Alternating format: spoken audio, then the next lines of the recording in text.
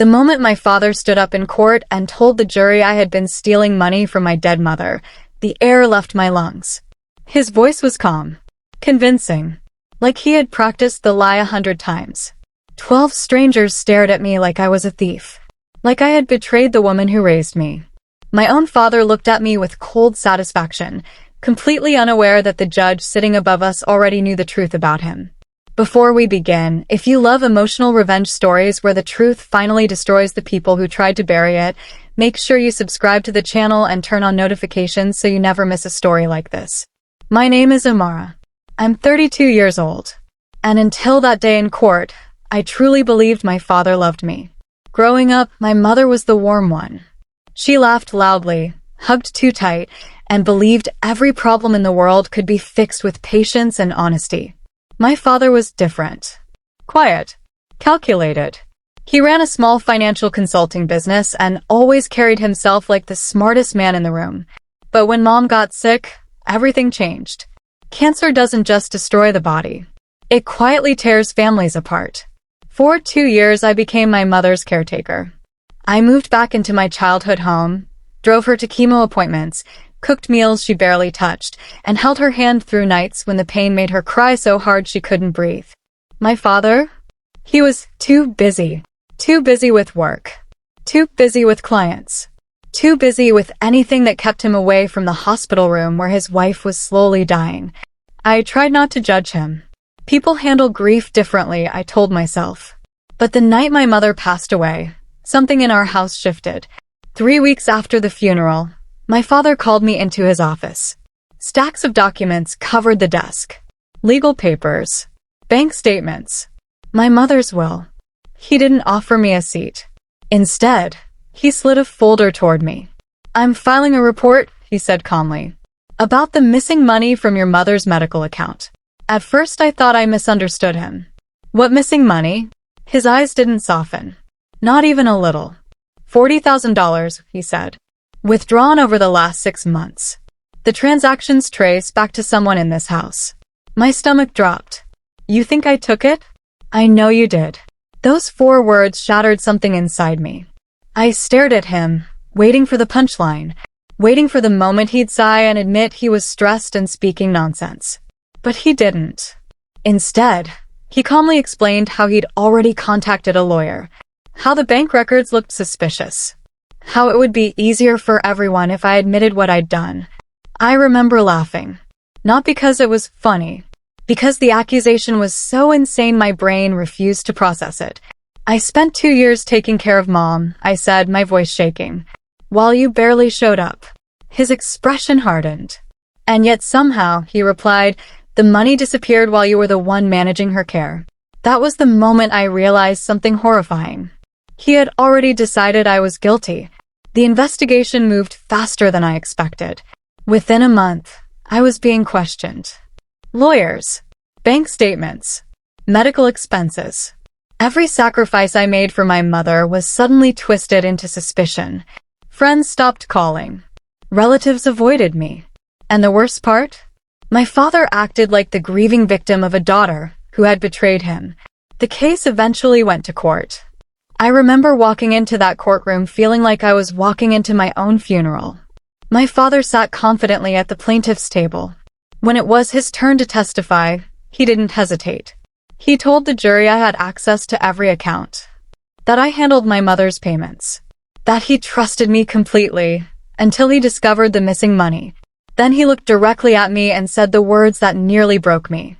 "I wish this wasn't my daughter. But the truth is the truth." 12 jurors looked at me with quiet judgment. My throat tightened. My hands trembled. For a moment, I felt completely alone. But then something strange happened. The judge leaned forward slightly, studying my father with an expression I couldn't quite read. And when he finally spoke, his voice carried a calm authority that made the entire courtroom go silent. Because what my father didn't know was that the judge already recognized his name. The courtroom went quiet when the judge leaned forward. At first, I thought I was imagining the tension in the air. Judges are supposed to stay neutral, calm, distant. But something about the way he was looking at my father, it felt different. Like he wasn't just listening to testimony. like he was remembering something. My father finished speaking with that same polished confidence he used with his clients. He folded his hands neatly on the table, convinced he had just sealed my fate. But the judge didn't move on right away. Instead, he adjusted his glasses and looked directly at him. "Mr. Halvorsen," he said slowly, "your name sounded familiar when this case first crossed my desk." My father straightened in his seat, clearly not expecting that. The judge continued, his voice calm but sharp. "5 years ago, I presided over a financial misconduct hearing involving one of your former clients." A ripple of quiet murmurs moved through the courtroom. My father's jaw tightened. "That client accused you of manipulating investment accounts without authorization," the judge said. "The case was dismissed due to insufficient documentation." My heart started pounding. I had never heard about this. But the judge wasn't finished. "However," he continued, "what caught my attention in this current case was the pattern in the financial withdrawals." The judge lifted a document from the file. These withdrawals weren't random. They were scheduled, timed precisely around large transfers into a separate consulting account, an account connected to your firm. My father's lawyer shifted nervously beside him. I felt the air rush back into my lungs. The judge turned his attention toward the bank investigator who had testified earlier. During discovery, the judge said, "New records were submitted yesterday. Records that show the withdrawals did not originate from Ms. Amara Halvorsen's login credentials." The entire courtroom froze. "They originated," he said clearly, "from a secondary administrative access point assigned to Mr. Halvorsen himself." Gasps broke through the silence. I slowly turned my head toward my father. For the first time in my life, he looked scared. His lawyer quickly stood up, trying to object, but the judge raised a hand. "Sit down, counselor." His voice wasn't loud, but it carried the kind of authority that shuts down arguments before they start. The judge continued. "The evidence suggests that these funds were redirected in small increments over several months. The timing coincides with the defendant's mother undergoing intensive medical treatment, which would have made oversight extremely difficult." He paused. Then he looked directly at me. "For the record," he said, "there is no evidence that Ms. Amara Halvorsen stole any money." The words hit me like sunlight breaking through years of darkness. But the judge wasn't done. "In fact," he continued, turning back toward my father, "there is significant evidence that this court has been presented with a fraudulent accusation." My father's face had turned pale. The confident man who had calmly called me a thief just minutes earlier now looked like someone watching his entire world collapse. The judge's final words landed like a hammer. "This matter will be referred for criminal investigation." Just like that, the lie he built collapsed in front of everyone. I didn't cry. I didn't shout. I simply sat there, breathing, because for months I had been drowning in shame that never belonged to me. And in a single moment, the truth finally surfaced. Later, as people slowly left the courtroom, I passed by my father without saying a word. He tried to look at me, but I kept walking. Not out of anger, out of peace.